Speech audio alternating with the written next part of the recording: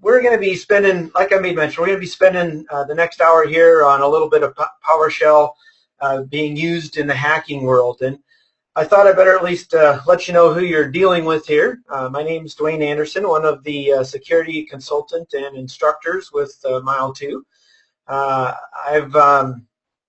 Look, I'm supposed to be an expert, but I always struggle to say that because there's always somebody better than me. You don't have to go that far. I have been in the industry for quite a while, and I do travel the globe.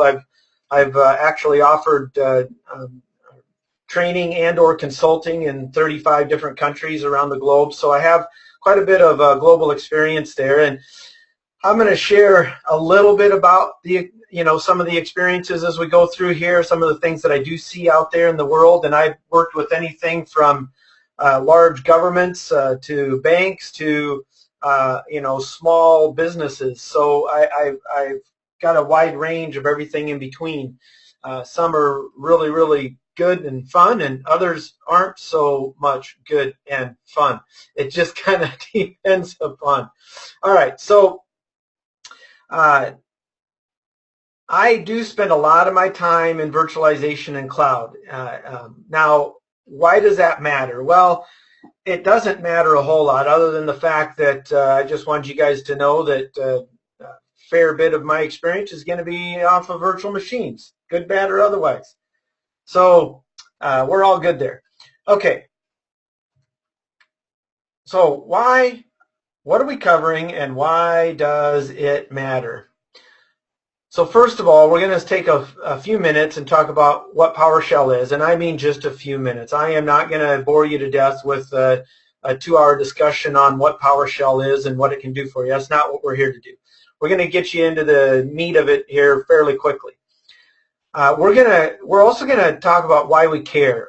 Why is this a big deal today, and what's actually happening out there in the industry from a not so good point and from a good point. I will tell you guys that I am a big believer in utilizing PowerShell in companies, especially when it comes to proper auditing. Talk about an easy way for continuous auditing to take effect.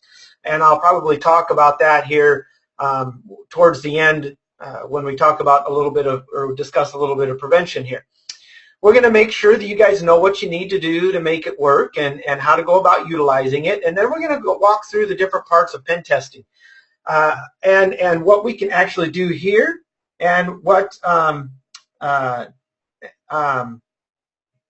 so what we can do here and what we can't do here. There's good and bad with this, and we'll walk through some of that. I'll show you how we've utilized it, how others have utilized it, and it does go way beyond. The intent of this webinar is to get you guys started. So we're not going to be going into scripts that are 175,000 lines long, which they could be, but it's not likely. We're going to be going through some of the basics so that you understand what we're doing and why we're doing it, and that'll get you a really, really good start. And we're going to finish up talking about prevention, which is awesome, some of the things that have been added into the latest version of this. All right, so what is PowerShell? I love this statement here. Good friend of mine out of the UK, Tom Howarth, is a big PowerShell guy, Power CLI guy, and he coined the term, as far as I know, get PowerShell, get life. I will state that those that utilize PowerShell are often utilizing it in such a way that they lower the amount of time that it takes for them to actually perform and do work, which is, let's just say that's pretty cool, right? I have seen time and time again organizations that actually implement this and implement it right. You can have time to go golfing, you can have time to go fishing, well, whatever your hobby is, rather than spending 24/7 at the shop. Although you could also just fill your time with other things as well, right? So let's not go there. So get PowerShell, get life. It is a very common tool today and becoming even more common. And it's simply a task automation and configuration management framework. That's it. It's going to automate tasks and automate configuration. It allows us to do everything from changing settings, adding users, adding machines, changing configurations on systems, in Active Directory, whatever the heck you're dealing with. I utilize Power CLI all the time when configuring VMware virtualization, VMware vSphere. I love that tool. It really saves me a ton of time. I use scripts for many of those components. So this goes way beyond just a Microsoft product. There are a lot of other tools, and it's interesting to take note that this was made open source and cross-platform just last year. So we're going to continue to see this expand. Good and bad, right? Continue to see this expand, both good and bad. Okay, so why do we care? I could have went to a lot of different reports. I just decided to grab the Unified Threat Report from Carbon Black. There's a lot of good organizations out there. Carbon Black is one of many.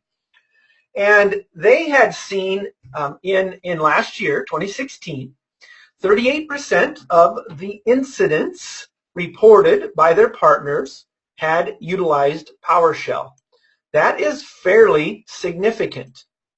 This is not 5%, 10%. We're talking 38% of the reported incidents, so who knows about the unreported, had made use of PowerShell. Very interesting. So during those investigations, 68% of the companies responding partners encountered PowerShell. Almost a third reported getting no security alerts before the investigation of incidents related to scripting language. Yes, that's a typo. I like to point out my typos. That's supposed to say language. It's all good. So the cool thing here, right? No security alerts. Well, why is that? Well, we think about PowerShell, right? PowerShell is an authorized API, an authorized service, an authorized process that works with many of these different operating systems. And if an organization is utilizing them, any user on the system can make use of PowerShell in whatever manner is allowed by the organization or the firm. We'll talk about some of the good and bad related to that. So it's not likely you're going to get very many security alerts unless you have a high level of security related to the use of PowerShell, which is not common. Very few people even know some of the new capabilities with PowerShell version 5. So we're getting there, right? We're getting there, but no security alerts, very common. And we're going to walk through just a basic scenario. I'm going to talk about where and what and all that kind of good stuff. So the majority of attacks, 87%, were related to click fraud. Fake antivirus programs and ransomware, but social engineering techniques are still the favorite language. 87% click fraud, social engineering. Geez, you've never heard that before, have you? Nope, something new today, right? I'm just kidding. So again, common items related to these attacks. And so once we get on a system, regardless of the user's privileges, if PowerShell is being used in the environment, the user will be able to utilize it. So keep that in mind, okay? All right, so how do we make it work? First of all, PowerShell is already part of the Windows OS. We're going to be spending our time here. I've got an entire hacking environment set up in our totally awesome cyber range. I think it's totally awesome. It's a fun place to go to be able to hack and be safe. All of these systems are isolated. They do have internet access, but they're isolated. The only place they go is to the outside world and back in. And then they can, of course, pick on each other all they want. Now, we're going to be spending our time. I've got a Windows 10 VM that we're going to be utilizing. Windows 10 has PowerShell built into it, right? And then I'm actually, to the dismay of one of my colleagues, I'm actually going to be doing a bunch of enumeration information gathering out of this Active Directory that we have set up for most of our classes. Now, that's just what we're going to be doing. And then we're going to make use of Kali Linux towards the end if we have time. If not, I'll just walk through exactly what I'm doing. We'll see how the time goes, because I talk a lot. All right, so I'm going to show you guys. We're going to be making use of Windows PowerShell. You know, I'm going to just click here and just type PowerShell. Now, Windows 10, Windows 8.1 comes with Windows PowerShell, both the 32-bit and the 64-bit, and PowerShell ISE. Now, I like PowerShell ISE only because I can run multiple different programs all in one. I'm not a big guy making use of functions. I'll talk about that later on. You can write your own little program script as a function that you can run from command line, you know, with a dot, backslash, and away you go. I think that's right. I always get the backslash and forward slash mixed up, but you know, once you make a mistake once, you figure it out. So that's where we're going to be spending our time here as we go through this. So it's all built in. That's always good, right? We love the fact that it's built in. You need a user account. Now, one of the things that's a little dangerous about PowerShell, in my opinion, is that you do not have to have administrative rights to make use of PowerShell. A user can make use of PowerShell if it is set up to work. Now, there's going to be restrictions on PowerShell based upon whatever security, if any, security mechanisms you have in place, and we'll finish up talking a little bit about them at the end of the session. Now, this is important. So if me as a hacker is going to make use of any scripts, we're going to need to either utilize remote signed or unrestricted. And we'll go through, I've got that in the next slide, but I'm just going to talk a little bit about that. There is, you can allow none, no scripting. You can allow all signed scripts, meaning they're going to be signed based upon a certificate or a signature mechanism that you guys utilize.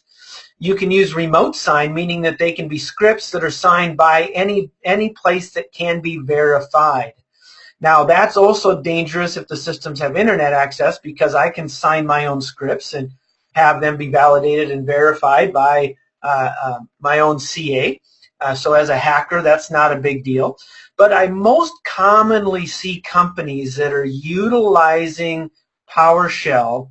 They utilize the unrestricted scripts, and it's real simple. Individuals that love and use PowerShell are constantly improving the scripts, are constantly changing the scripts, adding new ones. It is a real pain in the backside to go through the signing process on every single little change you make inside of a script. So I don't see it limited very often. I see it unrestricted more often than not. Now, I will tell you that in the banking industry, most banks, not all, but most banks do have them signed, especially when we're getting into specific areas. They will require them to be signed or on specific systems. Now, the thing is that some people might say, well, we're not going to allow unsigned scripts to run or unrestricted scripts to run against particular systems. So we're going to reduce that. And that is a benefit. That will help some, but that is not the common. That is not the norm because of the difficulty or the time it takes. It's not that it's really hard. It just takes time to go through that signature process. Now, an administrator does have to set that up. You have to have administrative rights in order to set it up for a remote signed or unrestricted. And that's normally done. We, as a hacker, we wouldn't have to worry about that anyways. That's already done and set up and part of the entire process or system. So it's all good. They would also need to add the remote server administration tools. Now, That is only true if we want to make use of some of the items that I am going to demonstrate today. There are pre-built modules already installed, but many of them take administrative rights to run. What I am demoing for you guys today does not take administrative rights in order to get the information. We're actually going to be querying an Active Directory for a ton of different information to see what we can find within the environment. So you do have to add the remote server administration tools, which is quick and easy to download, and there's a quick link for you to go and grab that. And like I said, we are recording this, so we will make this available for you guys after and sometime later this week after we get everything set. So how do you use it? It's built into Windows, so I think it's fairly easy. You'll first be, so we're talking about us setting up a demo environment. If you're already hacking into some places, that's a different story. Okay, maybe I shouldn't use hacking, right? Because that would be illegal. Everything that we're doing today, you do have to have authorized rights to do so. Some of the first components are fine because it would be, if you're an admin, you're not doing anything illegal in these first components that we're going to walk through. Now, when we start putting a reverse shell on or something of that nature, well, that's a different story. So you log in as an admin, or you fire up PowerShell with administrative rights, and then you just simply type set execution policy unrestricted. Now, I've already done that. Not going to go through that again, but that's all you need to do. And that is fairly easy, simple, and, well, common, all right? Fairly common.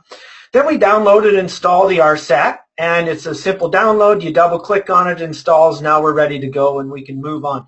Now, normally these items are installed on a bunch of different systems out here. Now, I will also tell you that this scenario assumes one of two things. You have either social engineered your way onto a box already, and we'll walk through some of those components later on, or you have or you are an employee with general user rights on the inside, and you've got a grudge, so you're wanting to do some damage to the company, or maybe you're a salesman and you want access to certain data that you can't get access to before you leave, or maybe you were a victim of a client-side attack utilizing clickjacking of some type, right? So there's a lot of different options out there, but we are going to need, because you're not gonna run PowerShell from home to a system that you don't have access to. That's obviously not going to happen. So we're talking about inside of an organization first. You got to be inside the organization first. And then we need to understand some scripting variables, and we're going to go through some of them here in a moment. So we're going to walk through different parts of the pen testing here. So first of all, can we do information gathering? Well, yeah, but for what we're doing, it's an absolute waste of time. We don't need to mess with it, okay? We're just going to go right down to enumeration. We don't need to do scanning. We don't need to reach out and touch the system, because as a general user, you have rights to query Active Directory. And you can query Active Directory for a ton of information. That is what is really cool. So we're going to be spending our time on enumeration. We're going to demo a simple attack that, as an insider, is actually pretty darn easy to do. And we'll discuss leaving a backdoor. If I get to demoing it, we will. Otherwise, I'll at least explain it. And we'll clear some event logs for the fun of it and all that kind of good stuff, right? So, are we having fun yet? So we're going to go through and do some enumeration. Now, first thing we have to understand is get statements. Get is just that. We are asking for information. We are querying something to gain a little bit of information. When it comes to Active Directory, any user can query the AD for said information. It's not quite the same when we're dealing with other systems that we may or may not have access to remotely. If we don't have rights to be on the box, we won't be able to query said box. And there's a few other things. For example, I cannot get event logs as a general user. I would have to be admin. Okay? So the get statements are very important to us, and we're going to gather a ton of information to be able to demo what a simple attack that we've done inside systems multiple times and had fairly decent success as we're learning more about it. Okay? All right. Next, get the AD user. All right, that makes sense. We're going to gather information about the Active Directory user. We're going to gather information about the computer. We can even talk about get service. Now, get service does require you to be an admin. All right, so we do have to be an admin in order to make that one happen.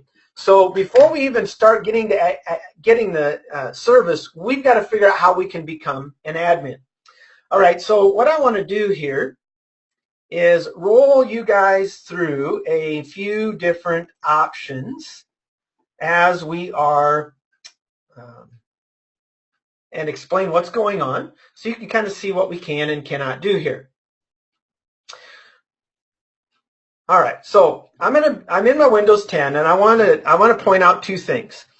I have two different Windows PowerShell ISC items open. This one, as you can see in the upper left here, is being ran as an administrator. All right, so we're not going to utilize this one to start with. Okay, I am going to utilize a general user, and you know it's a general user because it does not say administrator in front of it. Okay, now a general user, as I made mention, you can see down at the bottom I'm logged in as student 100. Woohoo! So I'm the 100th most important person in the company today, which is sad because there's only 10 of us. Come on, that was funny. I'm just messing around. It wasn't that funny. All right, so what we're going to do here is I got some different scenarios that I've laid out, and yes, I did just make it easy on myself by making it so I can copy and paste here, and I could just run the whole thing. This is a scripting tool, so I could just run all of these. I could comment some of them out and do what I needed to. We're going to start with getting user details, and that's what my plan is to kind of dig through this. So the first thing I want you to understand is we're running as a student 100, and I'm going to simply utilize the get AD user command. And the dash filter, I could filter by a lot of things, and I'll demo some of that. But we're going to get all of the details for every, well, not all the details, that's not true. We're going to actually get all users, and it'll return just a few details back here. So I'm going to press enter here, and I'm going to let it finish, and then we'll go take a look at what I've done here. So this bottom one, let's just look at this. So we can see the distinguished name for an account that's not mine, right? We can see that this is enabled. That's cool. The given name, service account, well, SRVACCT, right? Short for service account. Name, the object class, it is a user, okay? User. Now,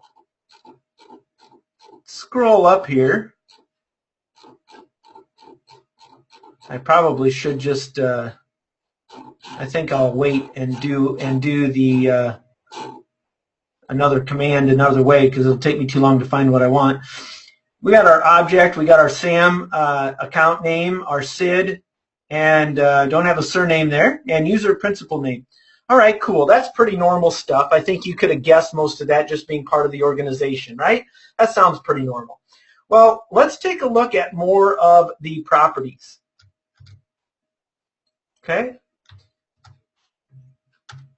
All right, so we're going to look at all of the properties here for student 25, and then we're going to see if we can take a look at the same for the administrator account, okay? there is some good information in this, and there are a ton of properties here. This is not just a one-stop shop and a small, quick item here. All right, so here's student 25. So we have, if there's an expiration date on the account, when the account expires, you have to go look up those numbers because I can't tell you exactly what it means. I got to go look it up with Microsoft. It's all good. The account lockout time, there isn't one right now. Account not delegated. Okay, that's cool. Allow reversible password encryption. Now, this is an interesting one.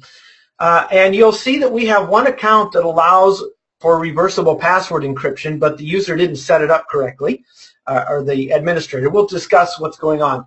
This one's an interesting one because this actually lowers your level of encryption. This makes it easier for us to brute force, makes it easier for us to crack the encryption utilized because it is reversible.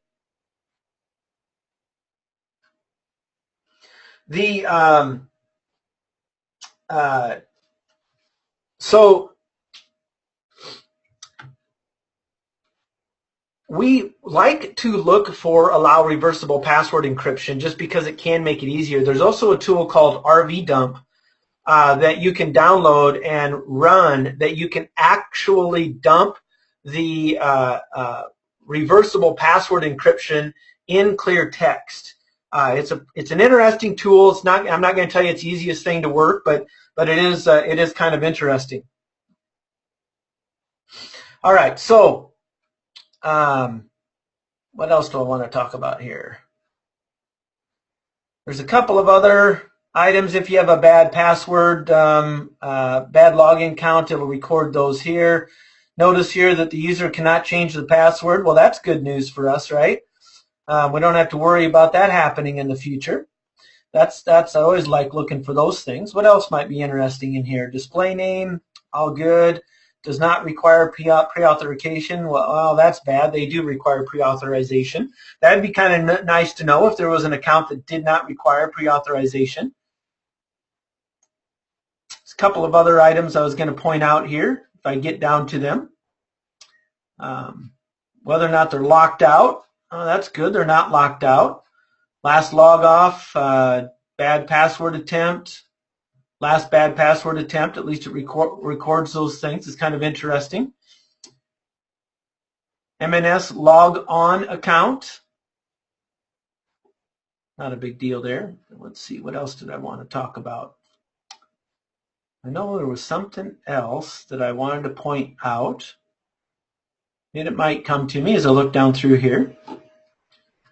Password's not expired, that's good. Last set, never expires is true. Password not required, I always like to look for those. In this case, that is false. I'd like that to be true, but that's not the case.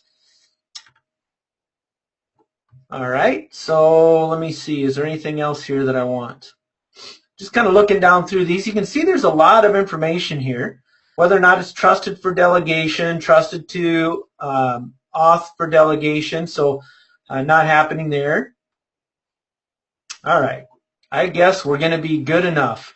So there's a lot of information here. So what I'm going to do now is we're going to roll through. Let's just do a quick up arrow here. And let's, instead of student 25, let's see if we can get that same information for administrator. All right, well, that's good to know.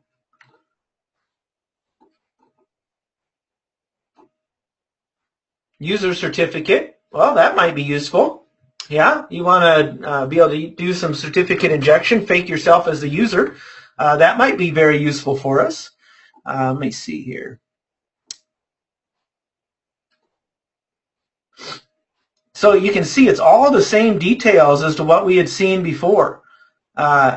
Which is good, right? I know what I wanted to look for. Just looking to see if it's trusted for delegation. It is not. Now, we can also just do a simple one. Instead of getting all the properties, we can just get the basic items for the administrator here. So we can see that it's enabled. It's still a user, yeah? Sam account name. So what we're getting at here is that even though I'm a normal user, I just gathered quite a bit of information related to, related to those components. Now,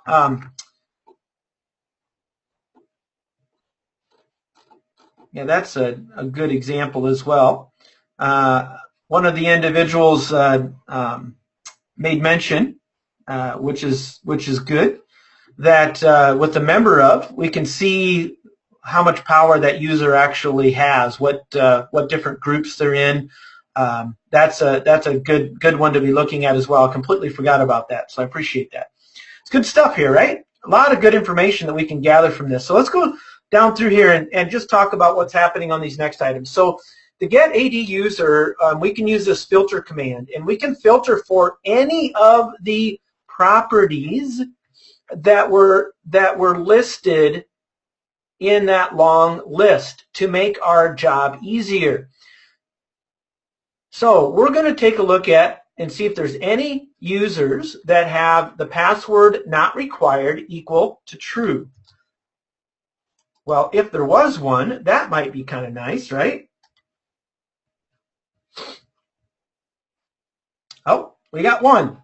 And of course, it's the guest account, and it is not enabled. So that's going to be a waste, right? But boy, that would have been awesome if we would have found someone that said password not required. We started thinking about different services that some companies have running, and the different service accounts. There are organizations that have service accounts that do not require a password due to the particular application that they have running. Usually they're a little older in nature, but it is the case and could possibly be the case. So we do want to look for that, and look how hard it was for me as a normal user to go find that particular system. And of course we don't know what they're a member of, what kind of power they have. Of course we can see that one here, but you start thinking through the enumeration process here. We've got a lot of items here. Now we can also do just the opposite here. We can actually look at a particular user and validate its property to take a good look at that particular user. So what happens is when you run this particular command, we're going to get all of the normal items that we gather when you do a standard get AD user, but we're also going to add the property password not required. So notice it did come back, distinguished name, given name, all that stuff, but it also included the password not required set to true. But sadly, like I said, this one is enabled to be false. Well, I made mention that, about this filtering. I made mention about the allow reversible password encryption. So let's go ahead and do a filter for that, shall we? I'm glad you guys are saying, yeah, Dwayne, let's do that. Let's test that. All right, so here you go. We just did a allow reversible password encryption, and there was one user, that service account, that has that actually set to true.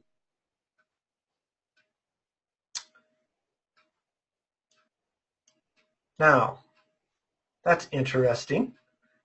Usually, I just did a filter for it. Sorry, I did a filter for it. I was thinking about this bottom one here when it would actually pop that up. So that account must have the allow, because that's all we did is filter for it. So now I'm going to validate it utilizing this other one where we're actually searching for that particular property, and that's at the top, and that's set to true.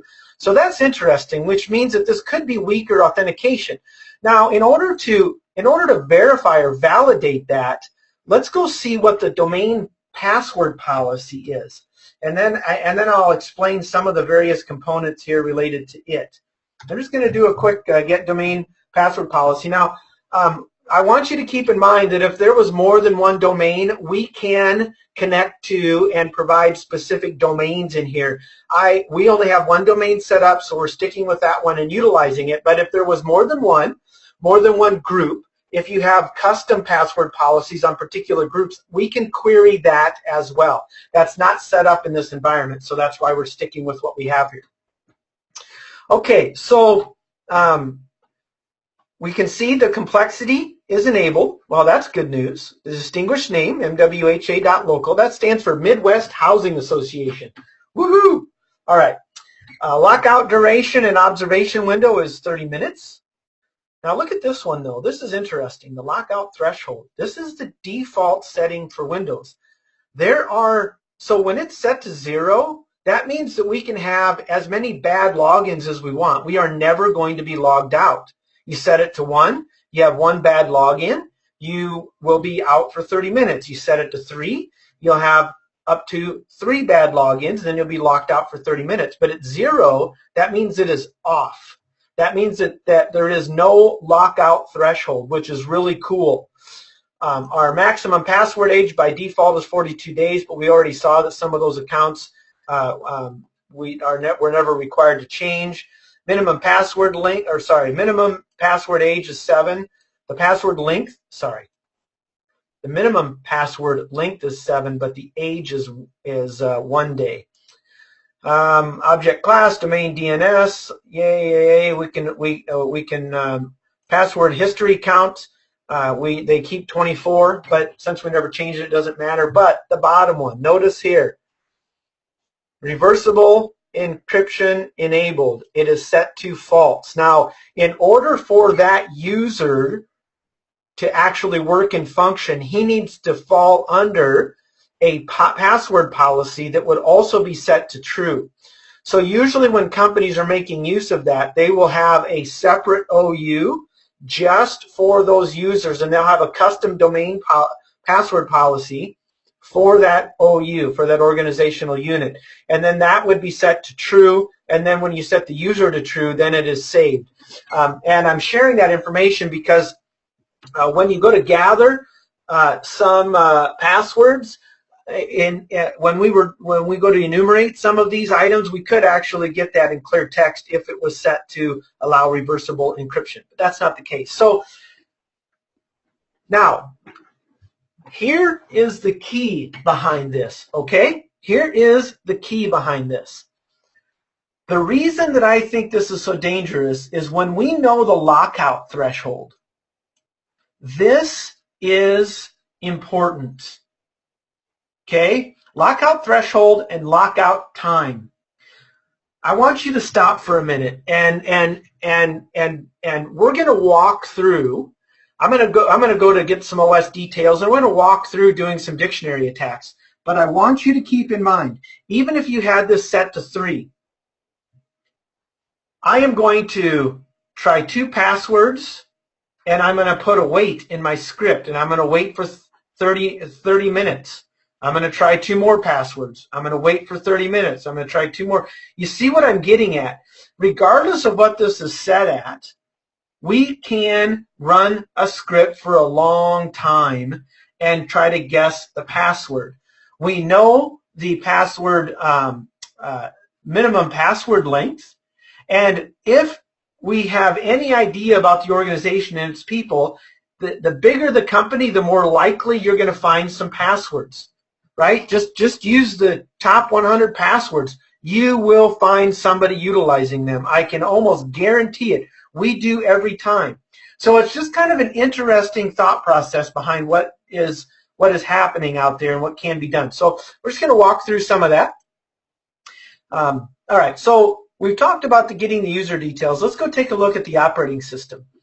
Now, in the operating system, they have get AD computer. And yes, we are communicating with the AD because some of the items that we would want to do specifically to a system does require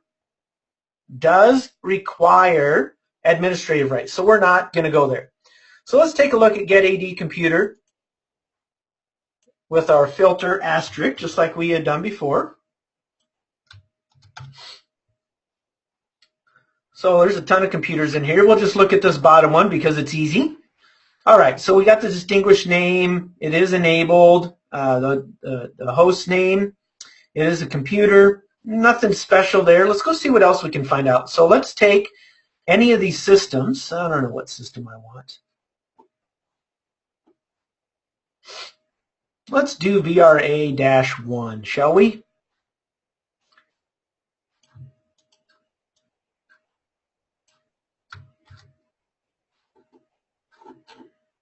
And as long as I type right, we'll be good, right?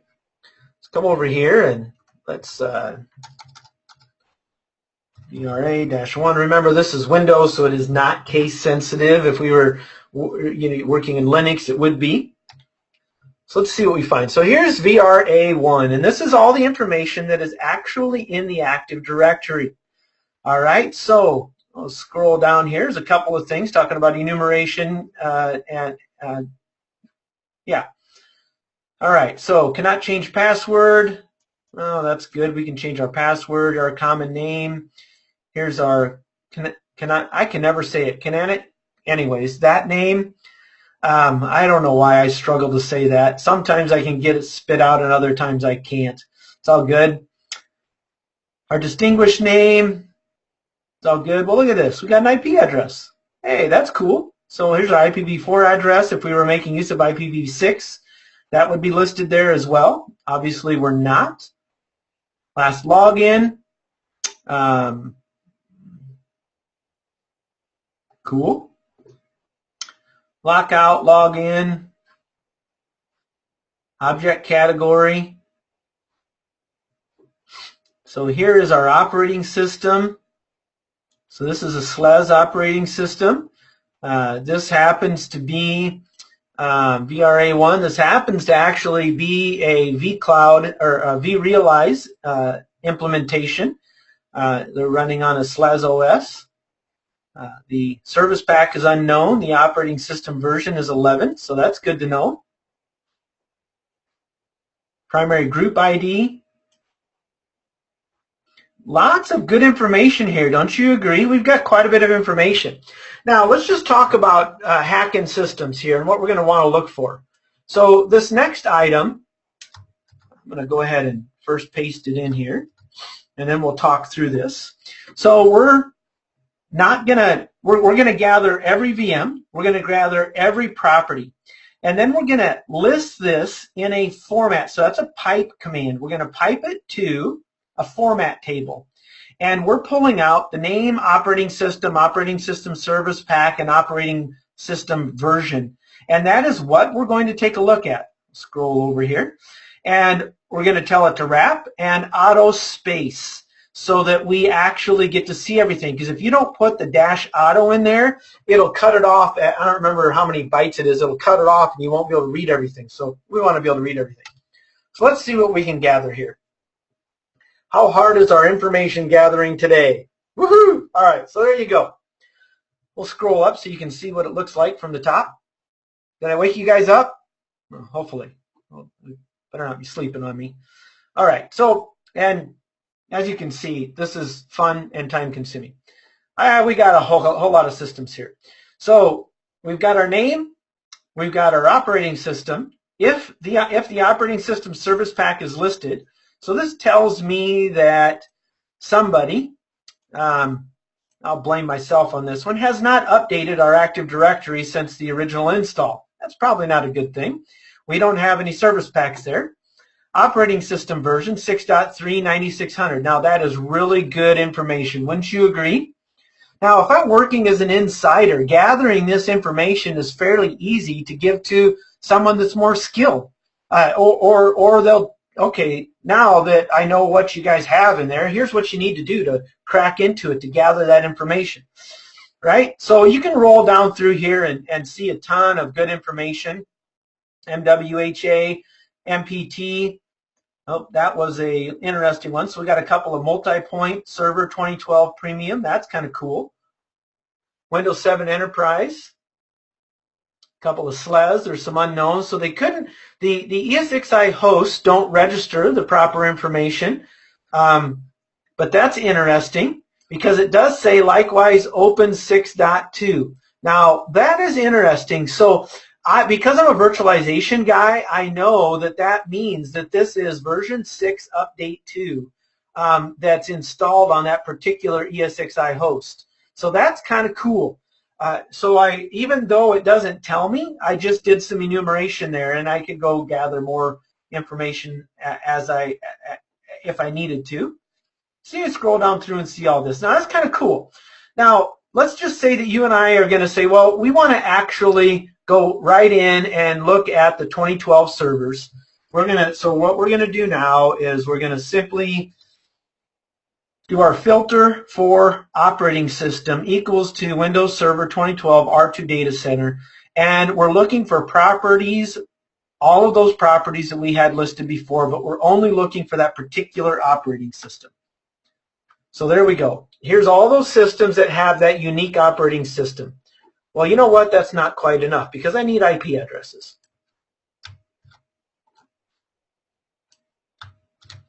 So let's just run another command. Here we go. Now is all the VMs, boom, away you go. Now, we can easily pipe this out. You can easily pipe this out to a file, right? So we could pipe this out to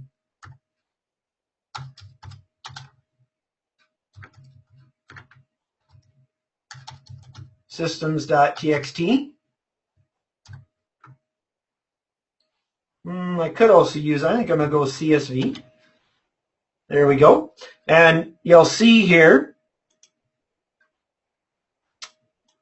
that I got to go back to this one. Now I've got a systems.csv file. Now I don't have Excel or any other type of spreadsheet installed here, but I could open in Word and away we go. So you can see we can pipe that stuff out pretty easily as well. All right. So we got all of our operating systems. We kind of know where we want to go, but we're just a general user and we need an administrator account now. And we can't run our get service command. We can't clear our logs because we don't have admin rights. So we're going to walk through a common method that's utilized for guessing passwords. Yeah, you got to love that, right? Okay, so I'm a general user. Keep that in mind. We have gathered all of this information from AD as a general user. Now I do have a password file here that's just got 4 passwords in it. We could make this huge. Look, I don't want to spend hours going through this. You don't either. We can demonstrate what we're trying to do here. Okay, so what we're going to do is I've created a script. Now the first thing I want to do is make sure that my users file is deleted. I'm going to delete this users file here, okay? All right, we'll come back to it, I promise. We're going to get the AD user, just like we had done before, dash filter, asterisk, and we're going to select the name, and that's it. And we're going to pipe that into a user's text file. Now, I could do all this together, but I'll explain why I'm doing that here. Part of the reasons why I'm doing that is because I didn't want to write a script that would remove the first 3 lines. I don't want to see the errors related to this. So I'm going to delete those. And now I have just the usernames and the entire list of those usernames that are in our AD. So we'll save that. Away we go. Okay. Now we're going to come back here to our script. So I am defining the domain because we did already gather that information. So this first part is defining the domain. And next we're going to do a simple for each statement. So when you do need to at least get somewhat familiar with PowerShell. I am by no means some crazy expert. I go to others to help with this. I will tell you that if I can figure this stuff out, you can figure it out. It is not that hard to do. And what's happening is it's going to read the users.txt file. So the /users.txt.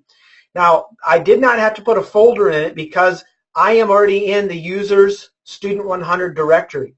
And in that directory contains my users text file, right?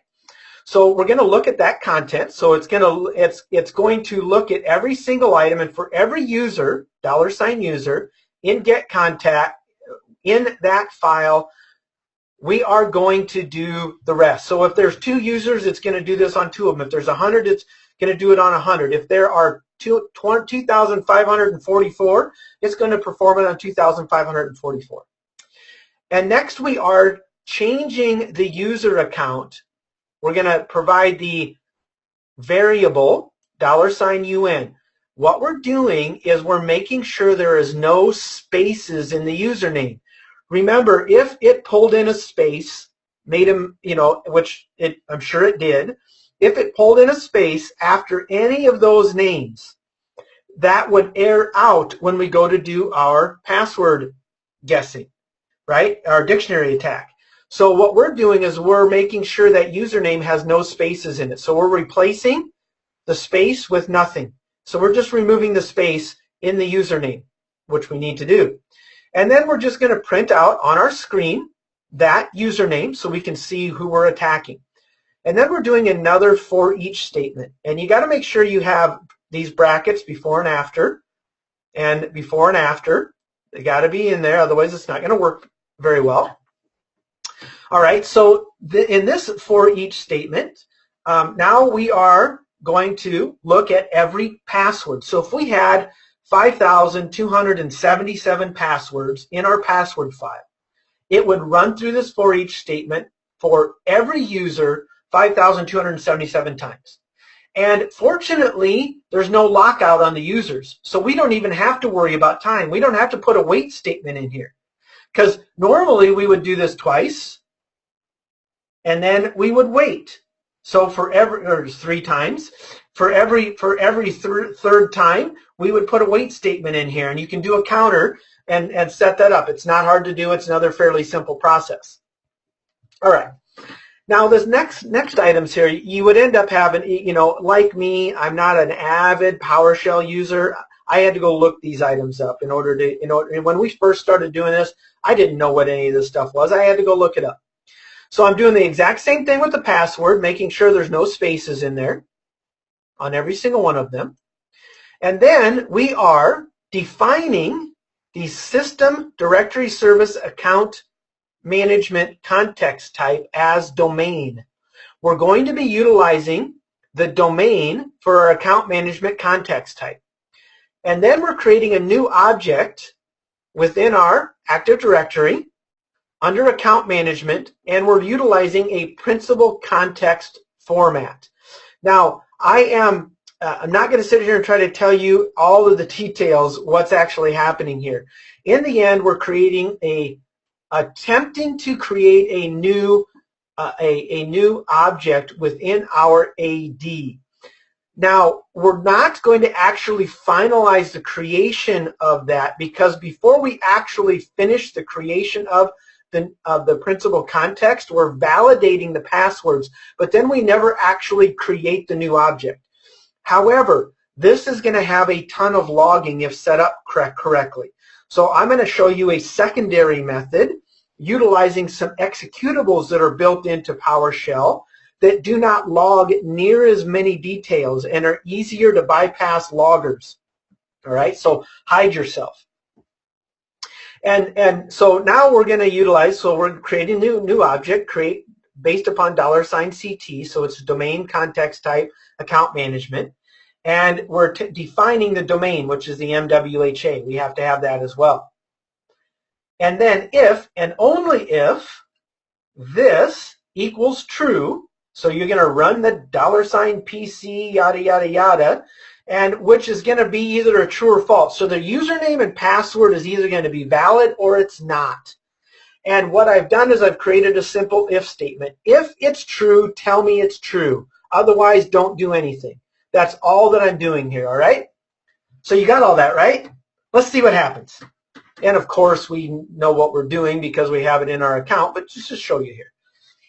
So, woohoo, we're testing every single account with all of the passwords in our password file, and only those accounts that have the password, that we have the correct password, does it respond. So now we know all of the different accounts and the user accounts and passwords. And one of the ones that's interesting is this one here, the administrator account. We now know the admin account. Woohoo! Yes, this is a it's a pen testing environment, so of course it's an easy password. All I'm getting at is that if you know your people well enough, you can build a good dictionary file. There's a lot of good dictionary files out there. When you run this in an environment, it is very likely you're going to find some account passwords. Not all. Of course, you're not going to find all. You'll find some. The larger the environment, the more passwords you'll find. It's really interesting how positive this can work. And I just did all of this as a normal user. Now, isn't that cool? Woohoo! Now, and if you're not logging or monitoring everything that's going on within PowerShell, monitoring for that, you're not going to even know this is happening. All right, now another script for guessing passwords is utilizing the DS query, a domain services query executable that is built into PowerShell, built into the operating system, comes with the RSAT commands. And this is a slightly different way of gathering the information from Active Directory. These executables are designed specifically to do a ton of different information for us related to gathering, changing, editing, whatever it is we want to do within AD. Now, this was actually designed before the AD commands I just demonstrated. Administrators have been utilizing these for quite some time. Now, we can do the same thing here on this DS query, outputting it to user.txt. Now, I'm going to go and delete my user.txt file now. Well, that's users. What did I name this one? No, still the same thing. So just going to delete that so I don't have any issues. All right, and then again, another for each statement, and we're getting that content. So the exact same thing we did before, except now we're actually going to be utilizing the ds-get command. The ds-get command is slightly different. So when, let's just do a, quick ds-get, and we'll just use user, administrator. Okay. Because, now why did that just fail? I was just going to try to do a simple, oh, wait a minute.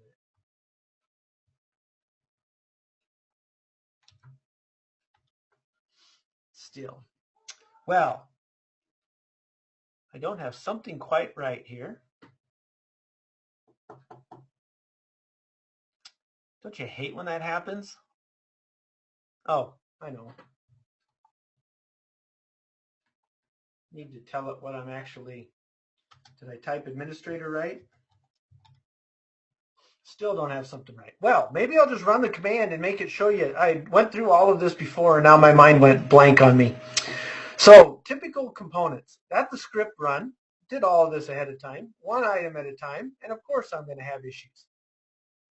The DS query is querying for the users on the local domain. And then we're going to utilize the ds-get command for a specific user, gathering the SAM ID. I know what I'm doing.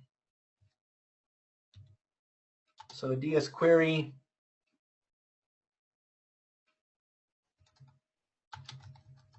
Well, let's just do it this way.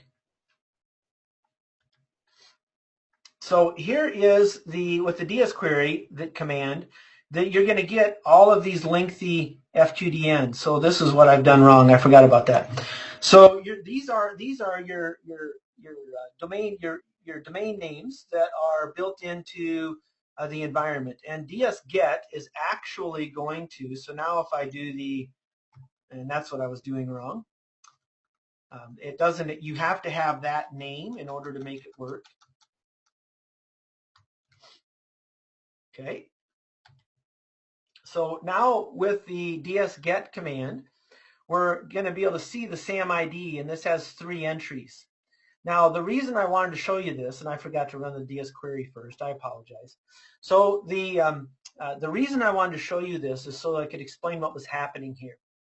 Now that we have the SAM ID actually produces 3 different results. And this is SAM ID is the first one, and that is 0. The actual name is 1, and the DS get succeeded is 2. So when we look at assigning a particular variable, we want only the username, student49. So we do not want 0 or 3, we just want number 1. And just like we did before, we're going to replace the spaces with a null. We're going to write out that SAM ID so that we can see what it is, and then for every password in the get content, so just like before, going through that same process, but now we're utilizing ds-get, which is not logged in PowerShell in the same manner. This is a different component. We're not trying to add any new objects. We're simply getting the user items and validating and verifying that they are who they are. Now what happens is that we're just going to null this out, so it's not going to produce any information, but we're going to be able to utilize the final code, which could be like an error code, the null code, true or false.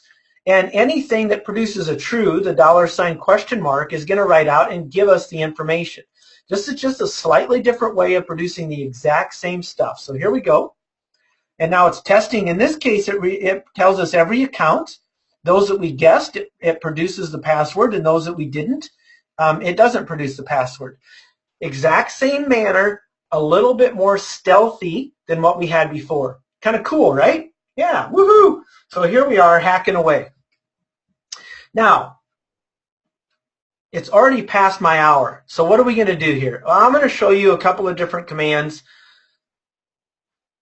First of all, getting OS details. Can we, now that we know administrative accounts, of course we can get services of any system that's actually up and running, right? So let's just see if we can run that quickly as the administrator. Well, let me see here. I think, there we go. We'll try it on a different computer name. And of course,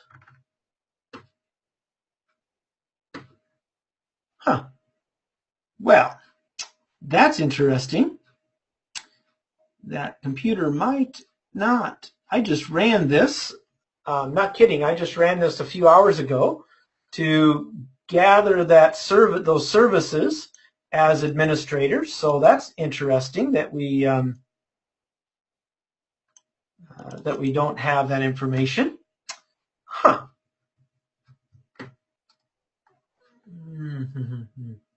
Well, let's go ahead and isn't that interesting?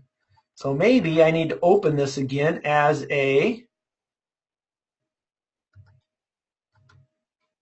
try to get the event log for that system. See, it's not allowing us to run it all of a sudden. So I am going to actually close this off, and we're going to open a new one as administrator. Something has changed there. Maybe my session timed out.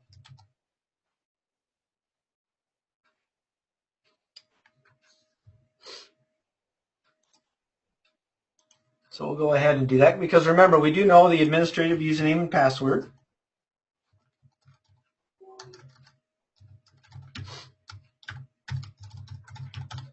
Hopefully it was just a timeout session.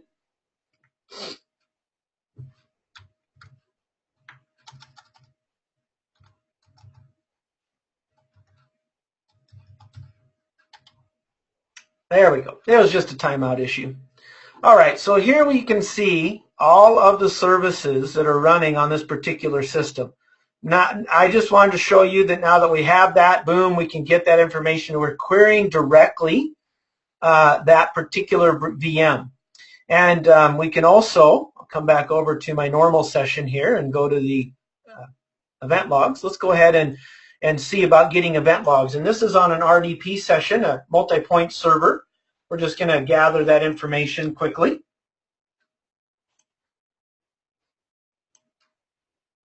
All right.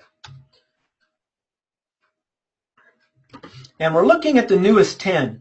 So here's the newest 10 security logs that have been in there in that particular time. So we take a look at at the time frame here, June 27th, 10:04, 10:04, 10:03. So we've got that understanding. Now we're going to actually pull back and grab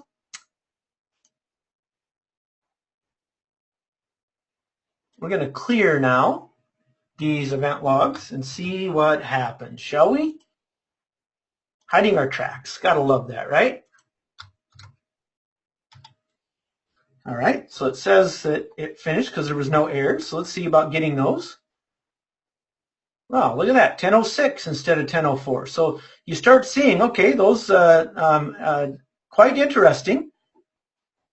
Now we only have, and if an account was logged off, logged in. So we can see that things have changed a little bit here, and the only logs on there are the latest, newest logs related to what we had just performed here. So, and we could go back and mess around with that. All I'm saying is that this allows us to do it because we're administrators. We had to get to an administrative session. Now, I don't have time to show you everything here, but I do want to walk through setting up a persistent backdoor. So enumeration, not a problem. We're doing all kinds of fun getting usernames and passwords without getting caught. Now, leaving a backdoor, built into Kali is a little known set of tools called PowerSploit. And what PowerSploit allows us to do, now we do have to have access to a system. And here's what I want you guys to be thinking about. So when we find user accounts associated with particular systems that have RDP enabled on them, now we can RDP to that system. Usually that's a concern. We RDP to that system, and now once on that system, we can set up a permanent or persistent backdoor via PowerShell. Now, what we're trying to do here is leverage an unauthorized user of PowerShell to inject in memory a backdoor attempting to bypass antivirus.